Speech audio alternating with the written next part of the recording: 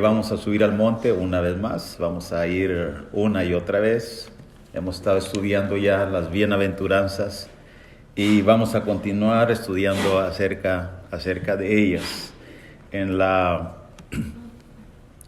los primeros versículos del capítulo 5 hemos visto acerca de las bienaventuranzas.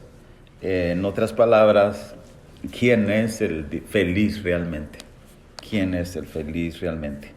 Jesús había recorrido toda Galilea, enseñaba en las sinagogas, predicó la venida del reino, se difundió su fama por muchas partes, porque en esta ocasión Jesús sanaba toda dolencia, toda enfermedad. No había nada que Jesús no pudiese hacer. La gente se agolpó muy rápido, no solamente en Galilea, sino también que cuando Él vino al monte a predicar, la escritura dice que salió mucha gente de Galilea, de Decápolis, es decir, al otro lado del Jordán, y de mismo Judea, Jerusalén. Es aquí bajo este panorama donde se describe el Sermón del Monte, en otras palabras, toda la información que encontramos en el capítulo 5, capítulo 6 y capítulo 7 del libro de Mateo. Y hermanos, solamente recordando, en las bienaventuranzas encontramos la descripción de aquellos que son verdaderamente parte del reino, que han cambiado sus vidas y que su carácter es totalmente diferente. Recordando la lección pasada, miramos que Jesús habló sobre el impacto que tiene o debería tener en el mundo el carácter de uno que es parte del reino, de uno que es realmente feliz. No puede, es imposible. Jesús dijo, no se enciende una luz y se tapa con un cajón o almud, o no una ciudad asentada en un monte no se puede esconder. Dije que geográficamente las ciudades de Palestina son ciudades que están sobre montes. No hay, creo, al menos recuerdo, una que no esté sobre un monte. Todas están sobre un monte. Jericó, Jerusalén, Nazaret, Belén, etcétera, todas están sobre un monte. Y Jesús de eso, hermanos, habló en respecto al impacto de lo que es la sal y lo que es la luz. Ahora, vamos a analizar ahora los versículos 17, 18 y 19, 3 versículos en Mateo capítulo 5, y Jesús va a poner muy en claro en su ministerio lo que es su postura respecto a la ley, su postura de lo que es respecto a la ley. Vamos a ir a nuestros pasajes de hoy en Mateo capítulo 5, 17, 18 y 19 y 20, 4 versículos. Versículo 17 dice la palabra de Dios de la siguiente manera: no penséis que he venido para abrogar la ley o los profetas. No he venido para abrogar, sino para cumplir. De paso, quiero decir en esta mañana que estaremos tratando con un versículo no que está sujeto a conflicto en sí porque Él propicia eso, sino por la razón de que muchos no están habilitados o capacitados para hacer una correcta interpretación de estos versículos. De ahí que mucha gente ha hecho malas interpretaciones y una postura respecto a la ley de Dios hoy en día del Antiguo Testamento. Y vamos a mirar eso ahora. Jesús está diciendo, no he venido para abrogar, sino para cumplir. Verso 18. Porque de cierto os digo que hasta que pasen el cielo y la tierra, ni una jota ni una tilde pasará de la ley, hasta que todo se haya cumplido. Versículo 19. De manera que cualquiera que quebrante uno de estos mandamientos muy pequeños, y así enseña a los hombres, muy pequeño será llamado en el reino de los cielos. Mas cualquiera que los haga y los enseñe, este será llamado grande en el reino de los cielos. Porque os digo que si vuestra justicia no fuere mayor que la de los escribas y fariseos, no entraréis en el reino de los cielos. Recuerden cómo termina el versículo 20. Que si vuestra justicia no fuere mayor que la de los escribas y fariseos. Ya hay 2 textos pasados en contexto que habla acerca de la justicia. ¿Qué es la justicia? Debe recordar usted ahora que cuando Jesús vino a ser bautizado por Juan el Bautista, él dijo, deja, porque así conviene que cumplamos toda justicia, la voluntad de Dios dicha desde el Antiguo Testamento. Y también, bienaventurados los que tienen hambre y sed de justicia, los que quieren hacer la voluntad de Dios, desean conocerla y aman el realizarla. Así es que si vuestra justicia no fuere mayor que la de los escribas y fariseos, simple y sencillamente no entraréis en el reino de los cielos. Así es que, hermanos, ¿cuál es el título central o el tema central de lo que Jesús está tratando aquí? Bueno, él va a hablar, o mejor dicho, habló ya y dijo que se trata del cumplimiento de la ley y los profetas en él mismo, en Jesús. Este es el título de nuestra lección en esta mañana. El cumplimiento de la ley y los profetas en Jesús.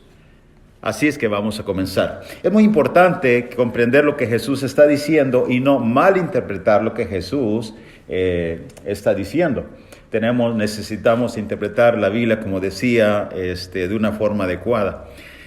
A través de la historia de los hombres ha habido diferentes argumentos, teorías, y que emanan precisamente de este versículo, especialmente el versículo 17. De nuevo penséis que he venido para abrogar la ley de los profetas. No he venido para abrogar, sino para cumplir. Hay un fuerte énfasis en el campo religioso sobre las palabras dichas de Jesús en el monte. No he venido para abrogar. Y todo el peso de importancia se le da a través de medios de comunicación, redes sociales, etcétera, y grupos religiosos, sobre lo que Jesús dijo. No he venido para abrogar, y ellos hacen mucho énfasis en cuanto a esto. Así que al confrontar estas teorías con las Escrituras, nos vamos a dar cuenta de realmente dónde está el error y dónde está la verdad. Algunos argumentan y dicen que Jesús nunca abrogó la ley de Moisés, sino que la perpetuó. Nunca fue abrogada, porque Jesús dijo, no he venido a abrogar, sino a cumplir. De ahí que unos están hablando de la perpetuidad. Perpetuidad significa, hermanos, amigo oyente, que no va a pasar, que va a estar permanentemente. La palabra perpetuo viene del Antiguo Testamento por estatuto perpetuo. Pero aún así, en la definición de la palabra hebrea en el Antiguo Testamento, la palabra perpetuo no es para siempre.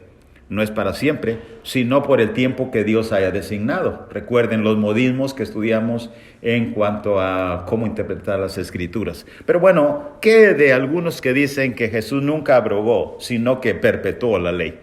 Bueno, ¿dónde se encuentra el fundamento de este argumento? Bueno, se encuentra precisamente en el versículo 17 y especialmente en el versículo 18.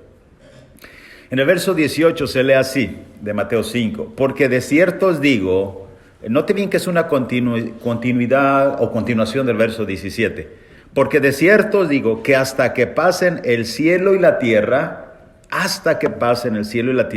ni una jota ni una tilde pasará. Una jota, una tilde. Estas eran pequeñas y diminutas símbolos en el alfabeto tanto hebreo como griego, especialmente en hebreo. De ahí que una tilde era un pequeño, algunos le llaman cuerno, ¿verdad? Por su forma, ¿verdad? De su estructura, ese pequeño símbolo que parecía un cuerno. Entonces Jesús se está refiriendo a que hasta que pasen el cielo y la tierra, ni una jota ni una tilde pasará de la ley hasta que todo se haya cumplido. Quiero agregar que ese pequeño cuerno o esa tilde, ese símbolo del alfabeto de la primera y última letra hebrea, hermanos, si se quitaba, si se omitía, puede cambiar no solamente el sonido de la es o sh, también puede cambiar el significado. De ahí que es muy importante notar que Jesús está incluyendo estos detalles que eran de mucha importancia en el alfabeto hebreo. Ahora, cuando Jesús está diciendo, el verso 18, que de cierto os digo que hasta que pasen el cielo y la tierra, ni una jota ni una tilde pasará de la ley, note bien, hasta que todo se haya cumplido. Los lectores simples que no saben interpretar adecuadamente las Escrituras, ellos interpretan y dicen así, simplemente como se lee. Dice, ¿qué está diciendo Jesús? Jesús dice que hasta hablando de periodo de tiempo, hasta que pasen el cielo y la tierra. Todo el tiempo que la tierra exista, el cielo y la tierra exista, no va a pasar nada de la ley. La ley va a seguir intacta y la ley va a seguir en vigor en base al verso 17 que Jesús dijo, no he venido a abrogar. Y si no vino a abrogar, entonces va a existir en vigor mientras exista la tierra y el cielo. Punto. Y así traducen y así interpretan muchos. Dicen, no es necesario hacer más que simplemente leer y entender. Pero la verdad, eso es así. Note bien una cosa. Cuando nosotros usamos las escrituras adecuadamente, tenemos que ir al contexto. Siempre, casi siempre, el problema número uno en quienes no interpretan las escrituras adecuadamente es porque ignoran el contexto y muchos otros aspectos, herramientas de la Biblia para interpretar correctamente. Así que, ¿qué es lo que hacemos? La pregunta es, ¿dónde Jesús o alguno de los apóstoles o profetas dijeron esta palabra cielo y tierra para darle un uso similar o igual a lo que Jesús está diciendo ahora? Bueno, la respuesta es muy sencillo. Jesús la usó esta palabra, cielo y tierra pasarán, en Mateo 24, 34 y 35. Aquí está. Jesús usó esta misma palabra de en cuanto los cielos y tierra pasarán, mis palabras no pasarán. ¿Y cómo Jesús usó esta referencia? Jesús la usó en referencia a de que sus palabras tenían cumplimiento. Jesús habla de la destrucción de Jerusalén, Mateo capítulo 24, verso 1 hacia adelante. Así que cuando Él está diciendo, por ejemplo, 24:34, de cierto os digo que no pasará esta generación hasta que todo esto acontezca. No va a quedar piedra sobre piedra, Mateo 24, verso 3 y 4. Y no pasará esta generación hasta que todo esto acontezca. Habrá señales ante la destrucción de Jerusalén. Habrá guerras, rumores de guerras, pestes, hambres. Habrá mucho conflicto en la Tierra Santa, como algunos le llaman hoy en día. Y esto sucedió en el año 70, encabezado por un general romano. Ahora, hermanos, ¿qué es lo que dice Jesús en el verso 35? El cielo y la tierra pasarán, pero mis palabras no pasarán. Lo que está diciendo Jesús es que en cuanto a lo permanente, el cielo y la tierra, y pueden pasar, pero mis palabras no pasarán. ¿Qué significa mis palabras no pasarán? La traducción Dios habla hoy la traduce de una manera simple. El cielo y la tierra dejarán de existir, pero mis palabras no dejarán de cumplirse. Y eso es el significado que Jesús está usando.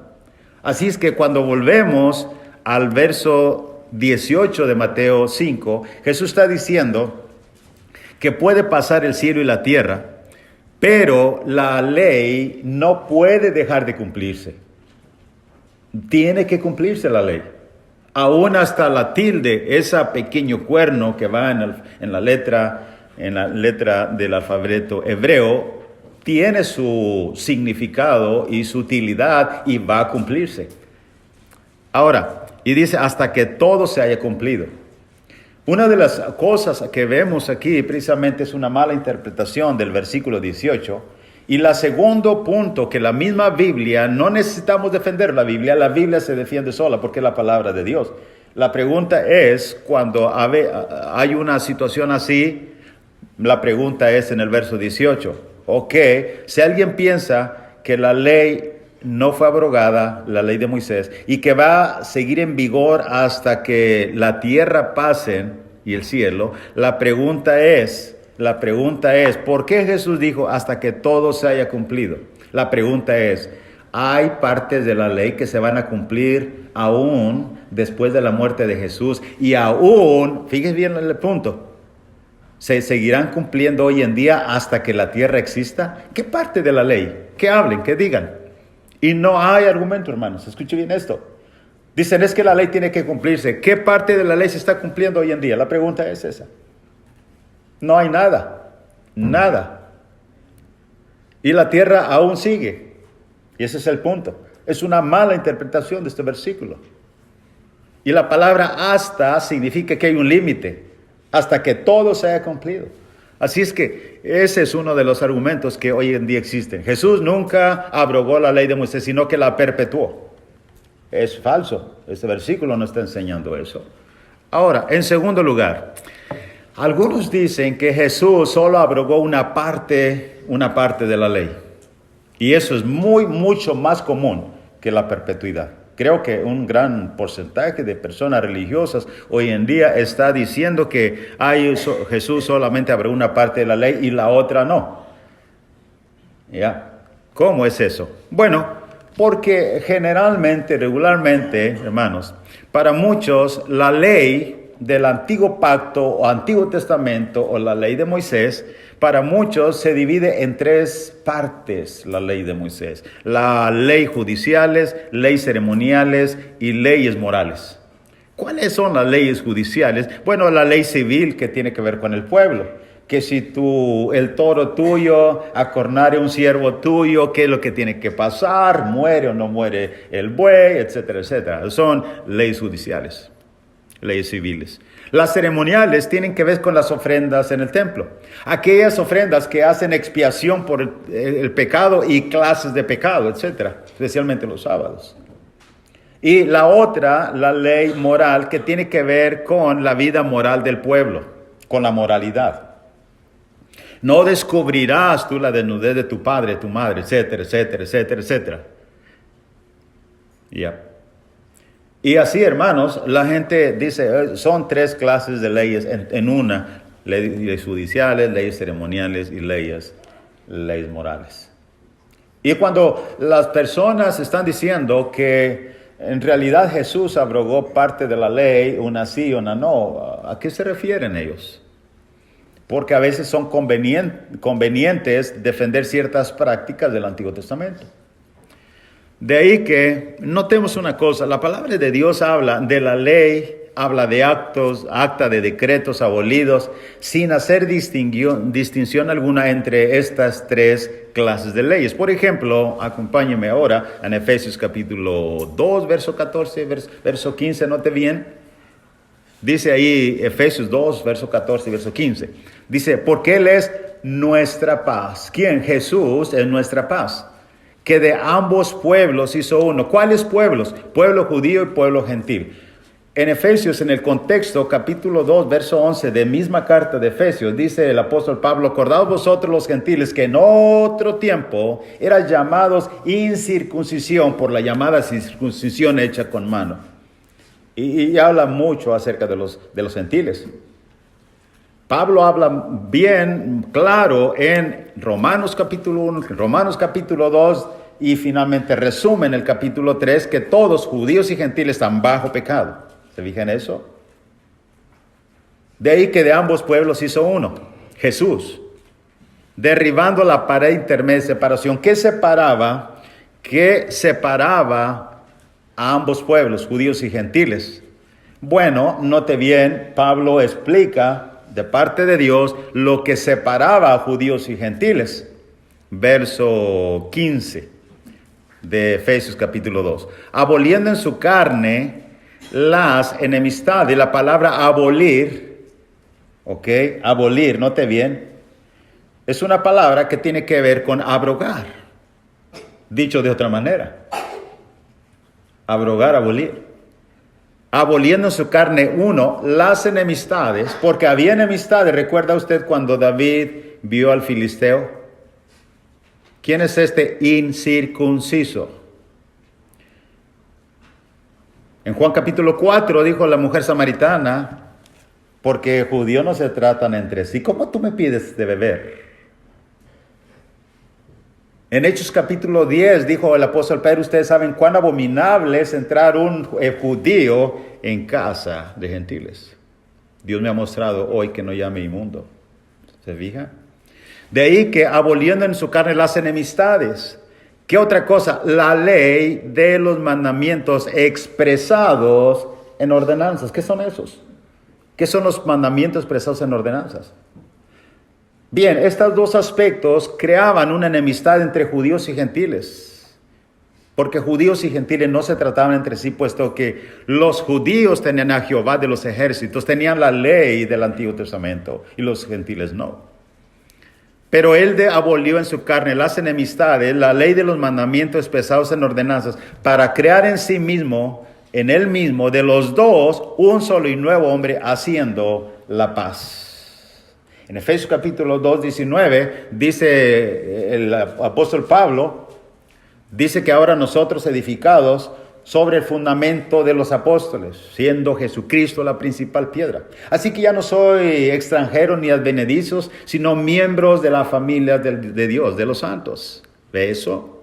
De ahí que eso es lo que Jesús hizo. La pregunta es, ¿qué separaba al pueblo judío del pueblo gentil? ¿Son solo una parte de la ley? ¿Cuál ley? ¿La ley moral, la ley civil o la ley ceremonial? ¿Ve eso? La Biblia nunca hace una distinción en que si una parte de la ley fue abolida y otra no hay tal cosa. No hay tal cosa. Ahora, alguien dijo, entonces, hermanos, la cuestión es que si los 10 mandamientos fueron abrogados o no. Recuerde que los 10 mandamientos era el prototipo de representación de toda la ley. Era el testimonio en los 10 mandamientos, divididos en dos, hacia Dios y hacia el prójimo. Entonces mucha gente diciendo, entonces si los abrogó, ya podemos matar. ¿Cómo puedes matar si la ley de Cristo está diciendo que ames a tu prójimo como a ti mismo? Está diciendo que os améis como yo os he amado. ¿Cómo puedes matar a alguien? La ley de la gracia, la ley de Cristo Jesús, hermanos, amigo oyente, encierra todo lo que la ley quería decir en el Antiguo Testamento. Pero no necesitamos esta acta. Jesús la abolió y la quitó de en medio para unirnos. Ahora que no importa la nacionalidad que tú tengas ahora, tu estatus social, tu color, todos podemos ser uno en Cristo Jesús. Y gracias a Dios por ello. De ahí, hermanos, que el propósito de la ley nunca fue justificar al hombre. Note bien cuántos pasajes de la Escritura nos enseñan acerca del propósito de la ley. En Hechos 13, 38 y 39, Pablo decía, sabed pues esto, varones hermanos, que por medio de él se os anuncia perdón de pecados, y que de todo aquello de que por la ley de Moisés no pudiste ser justificados, en él, en Jesús, es justificado todo aquel que cree. Romanos 3, versos 19 y 20 dice, pero sabemos que todo lo que la ley lo dice a los que están bajo la ley, para que toda boca se cierre y todo el mundo quede bajo el juicio de Dios, ya que, verso 20 de Romanos 3, ya que por las obras de la ley ningún ser humano será justificado delante de él, porque por medio de la ley es el conocimiento del pecado. Gálatas capítulo 2, verso 16, sabiendo que el hombre no es justificado por las obras de la ley, sino por Jesucristo. Nosotros también hemos creído en Jesucristo para ser justificados por la fe de Cristo y no por las obras de la ley, por cuanto por las obras de la ley nadie será justificado. Note bien cuántos términos llevamos. Acta de decretos, obras de la ley, y podemos resumir todos los términos usados por Pablo y que alguien diga, ¿por qué hay una división? ¿Cuál fue abrogado y cuál no? Jesús y Pablo está hablando muy claro, hermanos, amigo oyente. Así que el propósito de la ley era hacer patente o engrandecer a la gente su pecado, pero aún sin solución en el Antiguo Testamento. La ley del Antiguo Testamento era enfocar la necesidad de un Salvador en el Antiguo Pacto. Note bien Romanos 3:20. Ya que por las obras de la ley ningún ser humano será justificado delante de él, porque por medio de la ley es el conocimiento del pecado. Agrega en el 5:20 en Romanos, pero la ley se introdujo para que el pecado abundase, mas cuando el pecado abundó, sobreabundó la gracia. ¿Ve eso? Ese es el propósito de la ley. Así que Pablo concluye diciendo en Romanos 7 y verso 8, ¿qué diremos pues? ¿La ley es pecado? En ninguna manera. Pero yo no conocía el pecado sino por la ley, porque tampoco conociera la codicia si la ley no dijera, no codiciarás. Mas el pecado, tomando ocasión por el mandamiento, produjo en mí toda codicia, porque sin la ley el pecado está muerto. Porque sin la ley el pecado está muerto, no existe. ¿Se fijan eso, hermanos? Hoy en día los niños que están pequeños, los niños están creciendo, ¿no? Y le dicen, el niño no sabe lo bueno y lo malo, pero usted le dice, no toques eso. Y es un niño que no habla, pero ya se mueve, ¿no? Y como usted ya le dijo, no hagas eso, usted se va y se voltea allá en la cocina, está cocinando algo, un rico pastelillo, y el niño, cuando se dio cuenta que usted no está mirando, le hace el niño. Dije que no. Y ese es el punto de la ley. No codiciarás. Y se hizo uno codicioso. Si la ley no dijera no codiciarás, no habría problema. ¿Cómo puedes conocer el pecado? A través de los mandamientos de Dios. Ahora, del Antiguo Testamento, no. Del Nuevo Testamento. Mandamientos de Cristo Jesús. Ahora, note bien, hermanos, así que concluimos que ya no estamos bajo la ley. Eso es lo que los textos enseñan. Romanos 6, 14 y 15, note bien. Porque el pecado no se enseñoreará de vosotros, pues no estáis bajo la ley. ¿Y qué tiene en mente Pablo cuando está hablando acerca de esa ley? Es la ley del Antiguo Testamento, la ley llamada de Moisés, la ley grabada en piedras. Eso, el acta de decretos. No se malinterprete. Algunos dijeron, tenemos que arrancarle Malaquías, cortarle a la Biblia y también los Salmos o también Nehemías. No. Cuando se explica, se entiende la ley. Fue la que apenas estudiamos el libro de Éxodo. Lo que se dio en el monte. Aún no se relataba en los Salmos. No se relataba la carta de Ruth. Hermoso libro, pequeño de Ruth.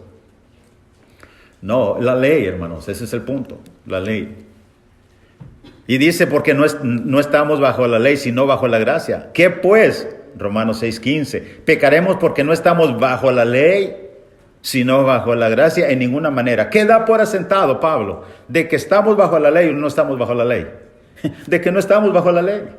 Todo lector lo puede entender. Solamente aquellos que se resisten por su falta de humildad y abundancia de soberbia no quieren doblegarse a la palabra de Dios, escrita tan claramente.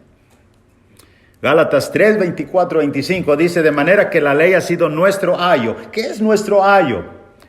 En la versión Dios habla hoy y otras traducciones muy sencillas, dice, Él es nuestro cuidador.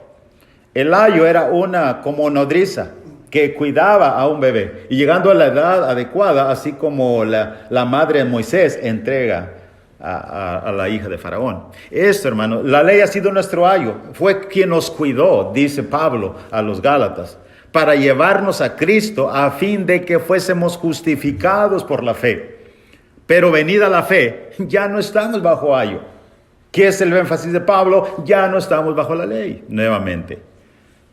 Aún más, Gálatas 5, versículo 1 al 3. Estén pues firmes en la libertad con que Cristo nos hizo libres y no estéis otra vez sujetos al yugo de esclavitud. Y aquí yo, Pablo, os digo que si os circuncidáis, de nada os aprovechará Cristo. ¿Por qué Pablo está poniendo uno de los mandamientos del acta de decretos del Antiguo Testamento, que es la circuncisión? Porque el problema era, hermanos, que había algunos de parte de Jacobo, un grupo de judíos llamados los de la circuncisión, que Pablo habla mucho en sus cartas, que se resistían a renunciar a la circuncisión, ya que era el sello de ser un auténtico hebreo de hebreos. Y Pablo está diciendo eso. Y aquí Pablo, os digo que si os circuncidáis, de nada aprovechará Cristo. Verso 3. Otra vez testifico a todo hombre que se circuncida, que está obligado a guardar toda la ley. ¿Y eso hacen hoy en día muchos que guardan ciertas partes del Antiguo Testamento? No. Aunque Pablo aún sigue el eco en las Escrituras diciendo está obligado a guardar toda la ley, muchos hacen caso omiso y guardan ciertas partes de la ley. Hermanos, antes de terminar la lección, dice, bueno, hermano, usted no ha explicado qué quiso decir Jesús. Y hemos visto los argumentos y el tiempo casi ya se terminó. ¿Qué quiso decir Jesús al decir, no he venido a abrogar, sino a cumplir? ¿Puede explicarlo? Claro que sí. Note bien, primero, la palabra abrogar, no he venido a abrogar, es una palabra, y lo digo no porque sea experto nuevamente en el griego, sino que es conveniente que usted sepa esto. La palabra abrogar del griego cataluo significa destruir totalmente, derrumbar completamente. Es sinónimo de derribar, deshacer, desvanecer. Y Jesús está poniendo en claro, yo no he venido a eso. No he venido a derrumbar totalmente, no he venido a destruir totalmente, a deshacer la ley. No, he venido a cumplirla. ¿Qué quiso decir Jesús con eso? Bueno, hermanos, lo que Jesús quiso decir es que Él vino a cumplir todo lo que la ley, los profetas y los salmos decían de Él. Ya que no solamente la ley, los profetas eran parte del régimen del Antiguo Testamento, incluyendo los salmos. ¿Sabe usted eso? Lo leeremos un poco más adelante. Así que mire lo que dice. Primero, hagamos un recorrido rápidamente y veamos cómo es que Jesús cumplió la ley, los profetas y los salmos. Él cumplió exactamente lo que de él decían. Por ejemplo, respecto a la ley. En una ocasión, Moisés escribió y lo escribió dentro de la ley. Eso es lo increíble. Cuando el resumen, que es Deuteronomio, resumen de la ley, en el 18, y puse ahí el verso 9 para que usted vea que está incrustado el verso 15 dentro de la ley. El verso 9 dice, cuando entres a la tierra que Jehová tu Dios te da, no aprenderás a hacer según las abominaciones de aquellas naciones. Y son instrucciones de la ley.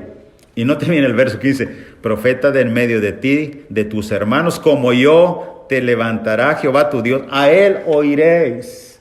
En Mateo capítulo 3 dijo Jesús, este es mi hijo amado en quien tengo complacencia, a él oíd. En la transfiguración Jesús dijo, este es mi hijo amado en quien mi alma se complace, a él oíd. Y se cumplió lo que la ley decía. Se cumplió también los profetas. Puse algunos, en realidad hay muchos, es fascinante.